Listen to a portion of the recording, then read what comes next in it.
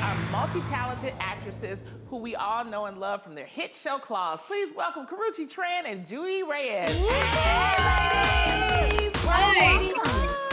Welcome to the show. Oh, y'all look fabulous. Yes, you do.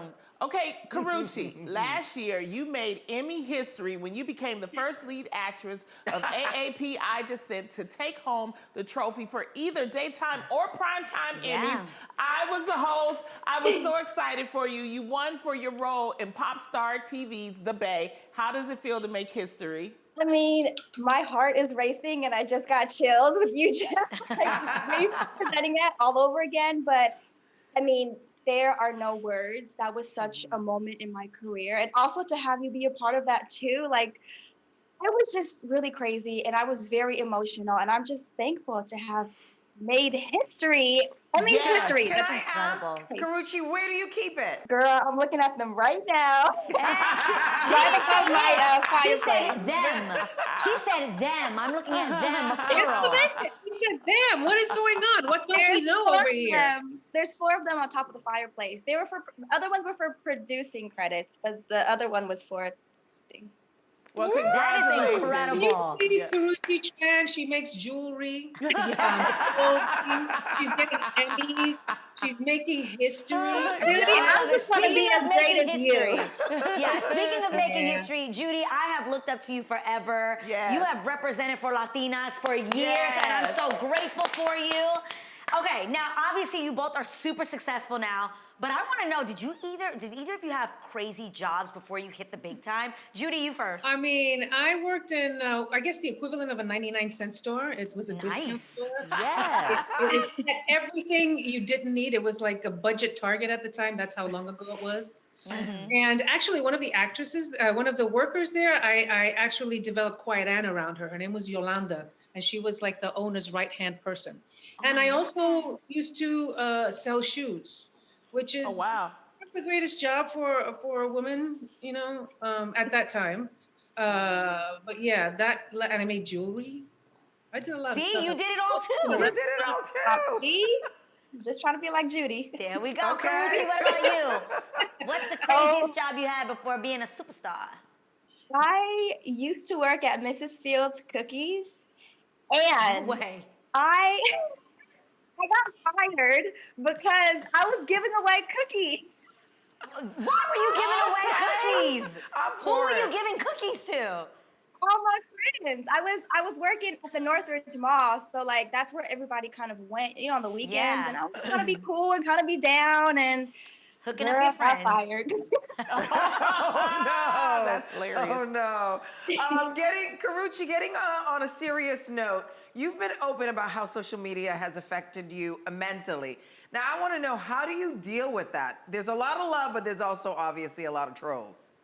Absolutely. I mean, I have such a love and hate relationship with social media because, you know, we're able to connect and network, and I'm able to use my platform and to reach my audience.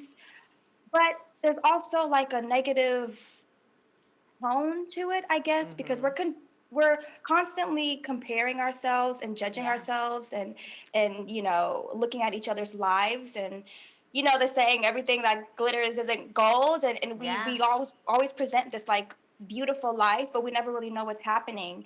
And you know, I always think like I'm just so glad that I didn't grow up during the social media age, because I can just imagine how hard it is on the younger generation. And I've also made, you know, note that like if you kind of look at the younger girls now, they look older. And I feel like that has to do with social media as well. Yeah. Well, you know, Judy, you have a 12-year-old daughter. Do you worry about the effects of social media on her? I absolutely do. You know, there's an enormous amount of pressure, as Karrueche was saying, to really be yourself. You know, and there's an enormous amount of information. And in the last 2 years, COVID, with everybody being indoors, it's the greatest source of information that you have. And it's confusing, it's overwhelming, it's utterly distracting. I'm constantly fighting her to get off her so true phone or her I can relate to that. But I'm impressed with, you know, how how informative it is. As the younger generation that neither me or Karrueche actually were born in, is much more informed, much more proactive, much more aware of what's really going on in the world.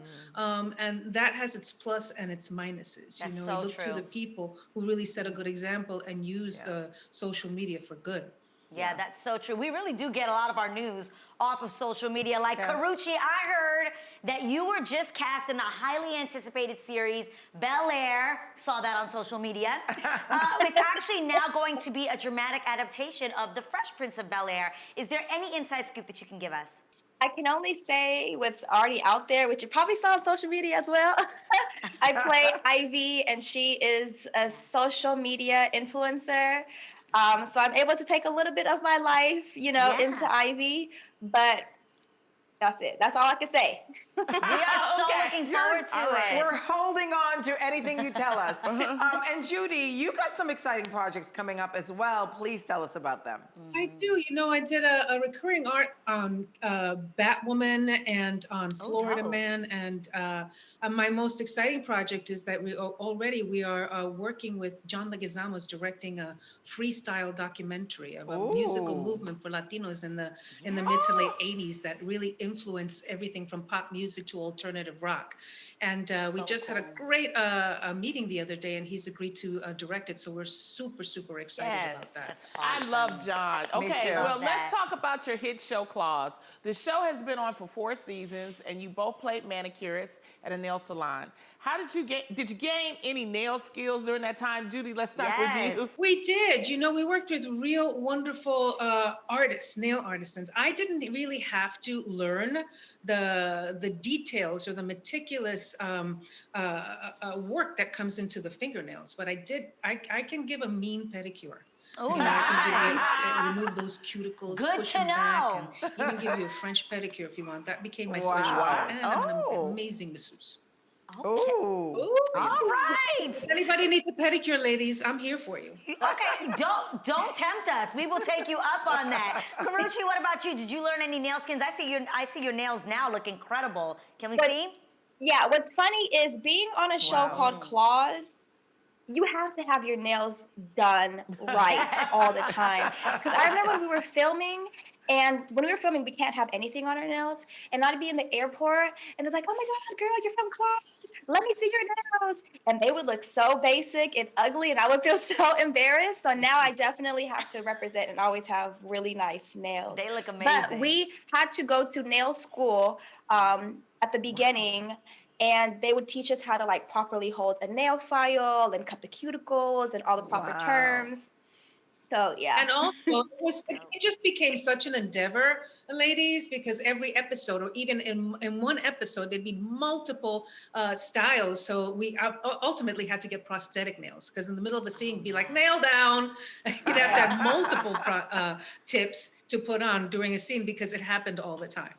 Well, we have a clip from the final episode of Claws. Let's check it out. You're not Des. All right? You are not Des. Yeah, I know that now. She's the one that should be in jail, not you. I've made my peace, and so should you. Just forgive her. Hell no. It's about as likely as her hair being real. Oh, so Judy good. and Karrueche, thank you for stopping by and hanging out with us today. The series finale of Claws airs Sunday, February the 6th at 9 p.m. on TNT. You don't want to miss it.